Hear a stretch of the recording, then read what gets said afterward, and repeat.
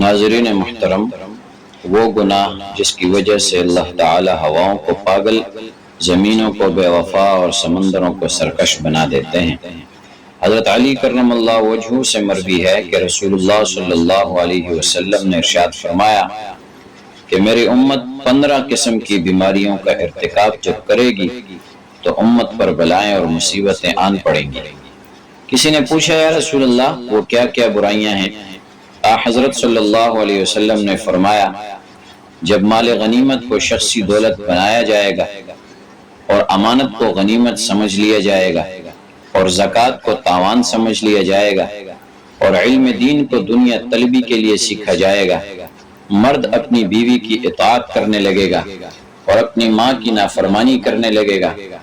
اور آدمی اپنے دوست کے ساتھ نیک سلوک کرے گا اور اپنے باپ کے ساتھ سختی اور بد اخلاقی سے پیش آئے گا، اور مسجد میں شور و غل ہونے لگے گا، جب قبیلہ کا سردار ان کا بدترین شخص بن جائے گا اور قوم کا سربراہ ذلیل ترین شخص ہوگا،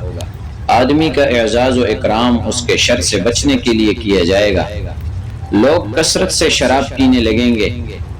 مرد بھی ریشم کے کپڑے پہننے لگیں گے، ناچنے گانے والی عورتوں اور گانے بجانے کی چیزوں کو اپنا لیا جائے گا، اس امت کے پچھلے لوگ اگلوں پر لعنت بھیجیں گے،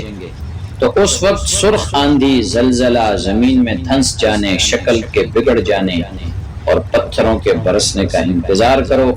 اور ان نشانیوں کا انتظار کرو جو یکے بعد دیگرے اس طرح آئیں گی جیسے کسی ہار کی لڑی ٹوٹ جانے سے اس کے دانے یکے بعد دیگرے بکھرتے چلے جاتے ہیں۔